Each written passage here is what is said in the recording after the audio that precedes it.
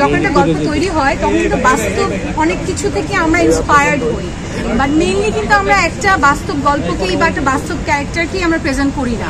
So অবশ্যই আপনারা যখন দেখবেন, আমি তো একজন নাটকের মেয়ে, ওই জায়গা থেকে যখন একটা নায়িকার ক্যারেক্টার প্রেজেন্ট করেছি আমার স্টাডি করতে হয়েছে।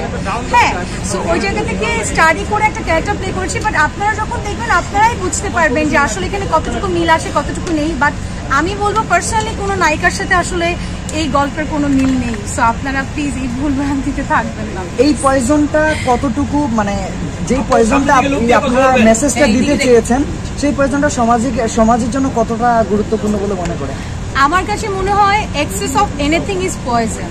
আমি যদি কাউকে ভালোবাসি, সেটা যদি অনেক বেশি ভালোবাসা হয়ে যায় সেটাও পয়জন হতে পারে। আমি যদি আবার কাউকে ঘৃণা করি সেটাও যদি অতিরিক্ত মাত্রায় হয়, or if I do anything right or wrong সেটাও যদি অতিরিক্ত মাত্রায় হয়, সব কিছুই কিন্তু আমাদের লাইফে একটা পয়জন হয়ে দাঁড়াতে পারে। সো ওই জিনিসটাই আসলে আমাদের মেইনলি এখানে তুলে ধরা। সো আপনারা যখন কাজটা দেখবেন তখন you will feel the same আমার মনে হয়। আমরা একটা পোস্টারে দেখেছি আপনাকে ঘিরে অনেকগুলো চরিত্র, আরেকটা পোস্টারে দেখলাম যে আপনার মুখে ছোপ ছোপ রক্ত। দুইটা বিষয় কিন্তু আসলে দুই রকম। সেটাই তো টুইস্ট। টুইস্ট না থাকলে তো আসলে আপনাদের দেখার আগ্রহটাও বাড়বে না। অবশ্যই এটা কি হয়, আমরা যখন নায়িকারা বা একটা আর্টিস্ট শুটিং সেটে থাকে, আশেপাশে কিন্তু পুরো টিম ঘিরে থাকে। সো ওই টিমটাকে ঘিরেই আসলে আমার প্রথম পোস্টারটা, আপনারা যে পোস্টারের কথা বলছেন। আর অবশ্যই ওখানে কিছু টুইস্ট আছে, কিছু থ্রিলড ব্যাপার আছে স্টোরিতে, যার কারণে হচ্ছে আপনারা ওই ছবিটা দেখেছেন উইথ দ্য ব্লাড। এই তো, সো আই থিঙ্ক দেখলে আপনারা আরো কাজটা ভালো মতো বুঝতে পারবেন। এই ঈদে আপনি আর কি উপহার দিচ্ছেন পয়জন ছাড়াও? আমার মেইন আকর্ষণই পয়জন। আমি এবার বোধহয় আমার ক্যারিয়ারে এই প্রথম আমি এত কম কাজ করেছি। আমার নাটক হয়তো আপনারা দেখতে পারবেন এবার 4 থেকে 5টা। এটা আমার এই এত বছরের ক্যারিয়ারেই প্রথম, just because of poison. Poison নিয়ে আমি, আমার টিম এবং আমার দর্শক এতটা মানে এক্সাইটেড ছিল, তাদের এত এক্সাইটমেন্ট আমি দেখেছি। সো আমি আসলে পুরো দমে চেষ্টা করেছি পয়জনের সময় দেওয়ার। সো আজকে এখন তো প্রিমিয়ার চলছে, সো এরপরে তো বোঝা যাবে আসলে। আমরা অনেক কাটাকাটি দেখলাম, এটা কি আসলে কোরবানি special? If you think like that, that's okay, আমার কোনো প্রবলেম নাই। But it's a good thing যে আমরা এরকম একটা কন্টেন্ট দিতে পেরেছি কোরবানির মধ্যে। ওকে, তিশা তো দেখতে খুব সুইট দর্শকদের কাছে, ভক্তদের কাছে, কিন্তু তিশাকে আমরা একটু এবার কি ভিন্নভাবেই পেলাম? অবশ্যই। আমি আজকে লাইভে সকালে একটা কথা বলেছি যে এটা আমার ক্যারিয়ারের ওয়ান অফ দি আমার সবচেয়ে ডিফারেন্ট ওয়ার্ক, এন্ড এটা খুব চ্যালেঞ্জিং একটা work.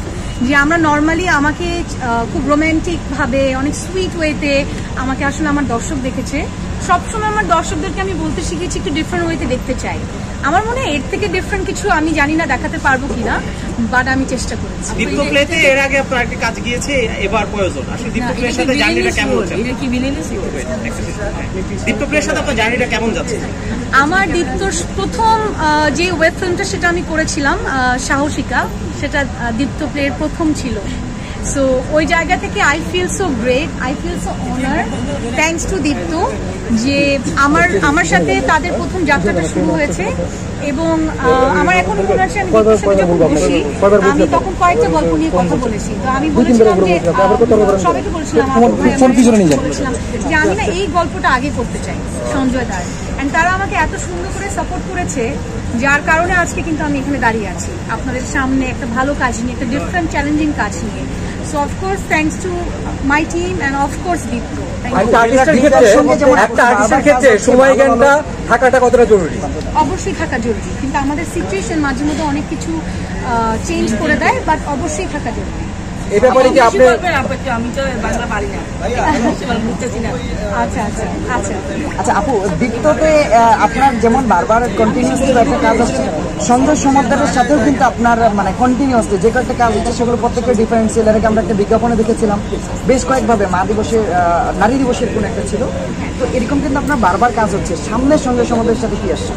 I think it's a surprise, কারণ দাদার সাথে একটা আর্টিস্ট এবং একজন ডিরেক্টরের অন স্ক্রিন কেমিস্ট্রিটা খুব দরকার। যে আমার ডিরেক্টর আমাকে এটা বোঝাচ্ছে যে এই ক্যারেক্টারে আমি তোমাকে এভাবে দেখতে চাই।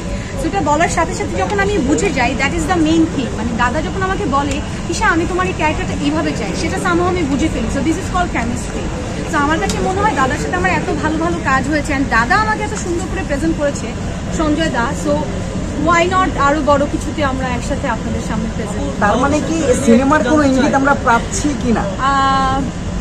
সেটা তো অবশ্যই আমি চাই। সিনেমা তো আসলে আমাদের আর্টিস্টদের বড় মাধ্যম, এবং এই মাধ্যমের উপরে কোনো বড় মাধ্যম নেই কিন্তু একজন আর্টিস্টের। সো আমি অবশ্যই চাই, সবচেয়ে বড় কথা আমি জানি আমার সাংবাদিক যে ভাইরা আছে তারাও অনেক বেশি করে চায় যে আমি সিনেমা করি।